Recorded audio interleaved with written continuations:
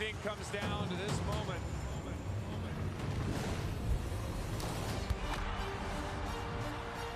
Allison Felix now starting to pull away.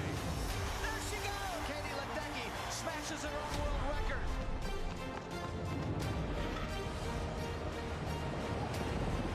Nobody does it like Simone. The world has its eyes set on Tokyo 2020. And for every association with athletes in contention for the Olympic Games, the budget is where a major part of qualification begins. Gets it done!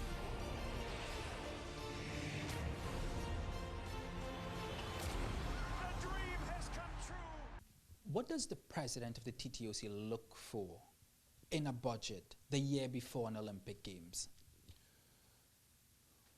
What this president will look for is support, clear support for the athletes, because there is no margin for error in the year before an Olympic Games. The athletes, those who are on the Olympic qualification trail and well poised to get on the podium, no margin for error. They need all the help and assistance that they can get, and no excuses. So that is something I will look for. To me, once the focus is on the athletes, that is a big win and a huge win from the perspective of the Trinidad and Tobago Olympic Committee in an Olympic year. Sport Company Chairman Douglas Camacho will also be under the radar in the build-up to the Olympics. Several of the sports under his purview are Olympic sports. While the chairman can only make a request, he feels the recent successes of the local sporting fraternity may give the finance minister extra impetus to pump a little bit extra into the sector. The next fiscal year, the next 12 months, what are you hoping Minister Imbert sort of grants sport for the next 12 months? Well, based on his comments from the last one, where he clearly had a clear vision himself about working backwards from Tokyo Olympics 2020, and with the success we have had with our athletes in the year and in the last 2 years building up to that, and the glory and honor that it has brought to the country, more so than anything else, quite frankly. And for Camacho, it's not just about the Olympic Games taking place between July 24th and August 9th, but everything before that. Scores of Trinidad and Tobago athletes are still very much in the qualification process. I think he will continue to honor the commitment, or to the extent that he can financially, to ensure that not just Tokyo Olympics, because for many people, the passageway to World Championships, etc., still has to happen, as you say, the regional, international route that it takes to do that. And I'm expecting that 2020, maybe because of the Olympic year would be a help, that we will get an increased allocation in 2020. I really am hopeful and expect to get it, to be quite blunt. When it comes to talking Olympics and an Olympic year, it's impossible to forget athletics. But the NAAA president has more on his plate than just Tokyo 2020. His association tries to host 3 major national championships each season, from juveniles to the juniors to national seniors. Surratt, though, hardly leaves the fate of these events in the uncertain hands of the government. You don't really heavily lean on the government, is that correct? It is correct. We don't lean heavily on them. As I said, we have developmental programs, our championships. We are one of the few countries that have all championships. We have juvenile, junior, open championships, and in any given year, those championships combined cost us over $2 million. And he generally comes from sponsorship. Instead, the NAAA prefers the government to assist with things like subsidizing the use of facilities. We don't depend on government to come on board. What we get from government is in kind, so we don't have to pay for the use of the stadium and this kind of thing. But we appreciate that. So all as I said, our expectation is for team travel, where the Carifta Games is concerned, and whichever games we have in the particular year.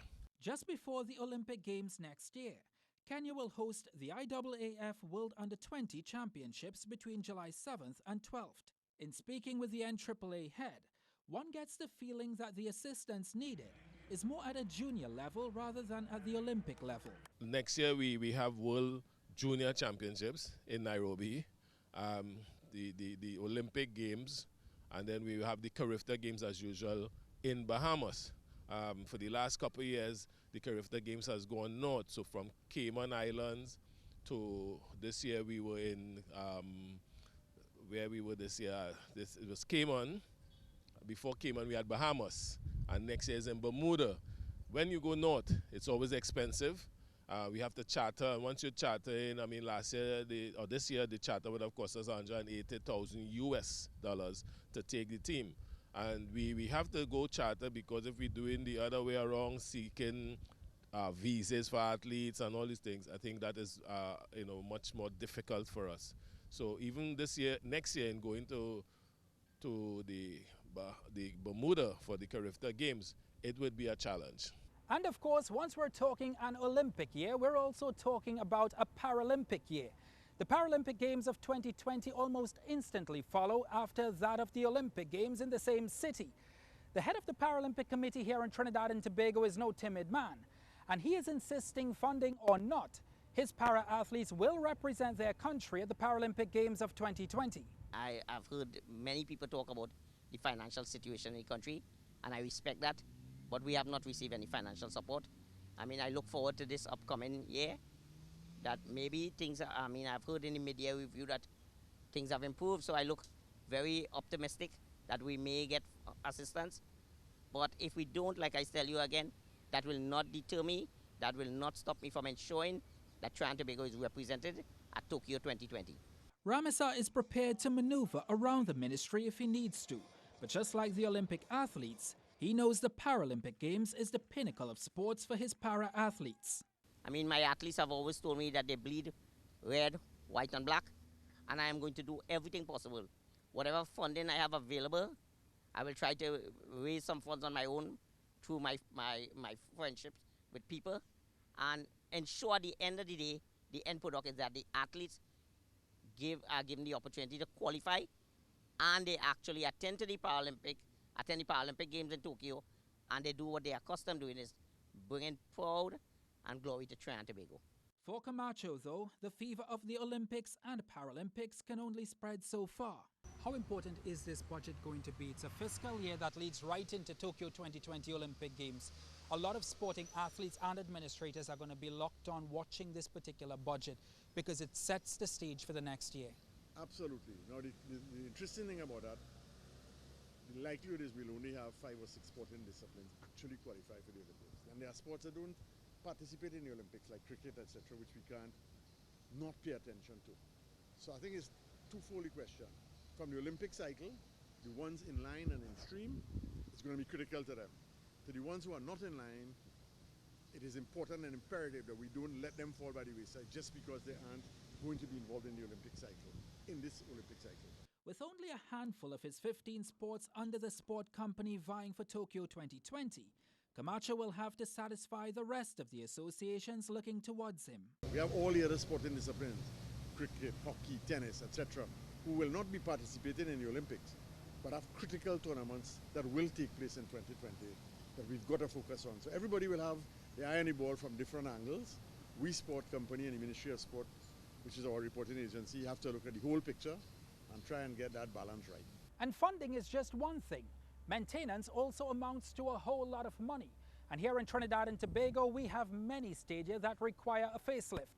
When we come back, how recurrent expenditure continues to take the biggest slice out of the sporting budget. Do you ever regret that we have so much stadia in this country to maintain?